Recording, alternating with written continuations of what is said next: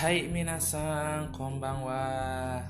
Kembali lagi di segmen podcast Riki Sensei. Jadi, di podcast ini kita belajar khususnya bahasa Jepang tanpa harus lihat videonya.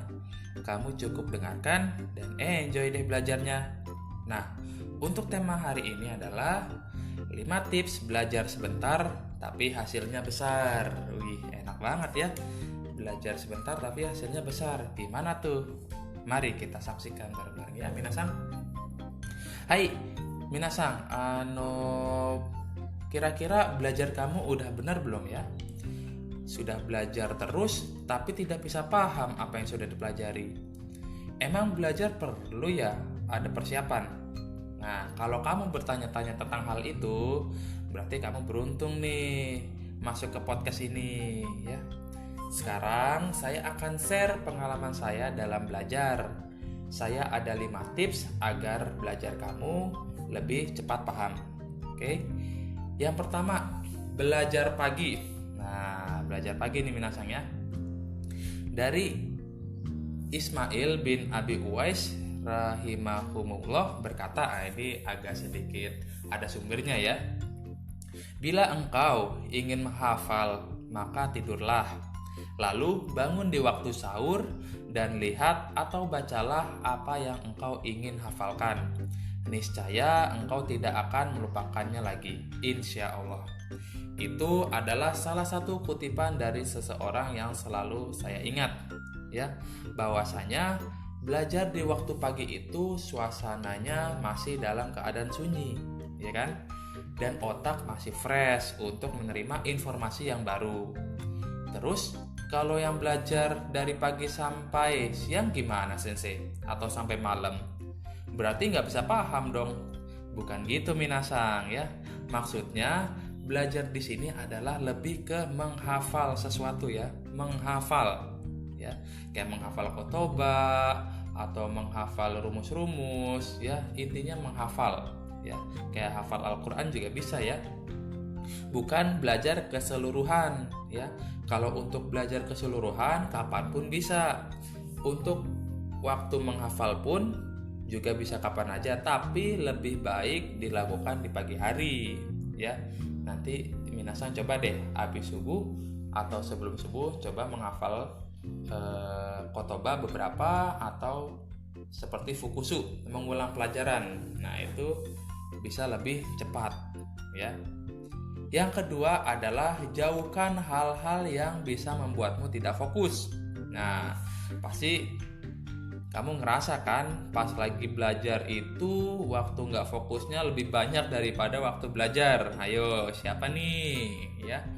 Contohnya belajarnya 10 menit tapi main gamenya 50 menit. Ada yang merasa kayak gitu? Tenang aja minasang, dulu saya juga pernah kok ngerasain itu ya.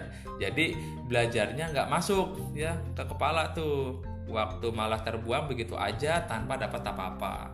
Nah, apa aja sih hal-hal itu yang mengganggu kita? Yang pertama itu adalah pasti smartphone ya. Ini saya khususkan untuk kamu yang sedang belajar mandiri, bukan saat belajar online ya.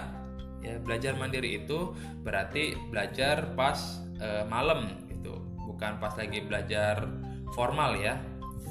Nah, jadi smartphone itu terkadang ada fungsinya, namun jika digunakan berlebihan maka akan menjadi gangguan untuk kita.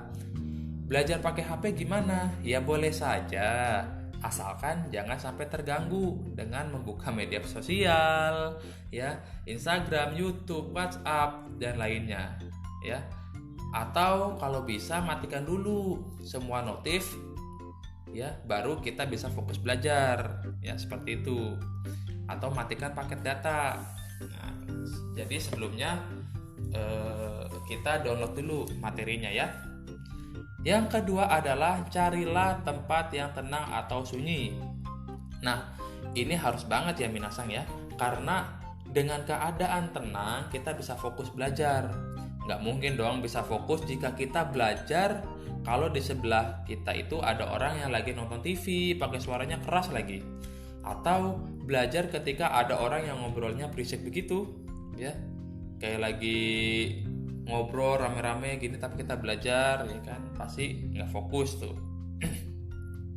Nah, tempat yang cocok biasanya tuh di kamar sendiri atau di teras pas lagi sepi itu ya, atau di tempat terbuka juga bisa biar nggak cepat bosen ya, yang bisa ngelihat pohon-pohon itu lebih fresh ya di kepala kita tuh ya.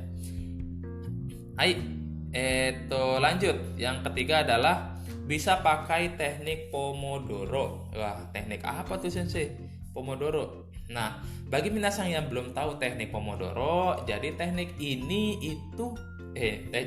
ini seperti memberikan waktu-waktu saat belajar. Contoh, yang paling umum itu adalah belajar 50 menit lalu istirahatnya 10 menit ya. Sebenarnya sih ini tergantung dari kitanya saja ya, mau nentuin berapanya. Yang penting konsisten dan waktu belajar lebih banyak daripada waktu istirahat. Bisa dengan 25 menit belajar, 5 menit istirahat, atau 40 menit belajar, 10 menitnya istirahat. Nah, ada juga nih yang pengen yang langsung ultimate, ya raja terakhir. Belajarnya 90 menit, ya 20 menitnya istirahat. Nah, kalau itu saya pun gak sanggup ya, masih awam. Awalnya susah pasti ya untuk memakai metode ini. Namun jika sudah terbiasa, insya Allah jadi mampu. Bahkan waktunya bisa di-upgrade terus karena kita konsisten terhadap jam belajar kita ya. Ya oke. Makanya mulai dari sekarang kita belajar pakai teknik Pomodoro ya, jika yang bisa. Oke. Nah, minasang, untuk podcast hari ini saya jadikan 2 part ya, karena terlalu panjang. Jadi silakan dengarkan part keduanya karena ada info yang lebih lagi dan tambahan dari info ini, yaitu apa aja, silakan didengar di podcast selanjutnya. Hai, koremade ijo des, otskar sama des, semoga bisa paham. Ganbate kudasai.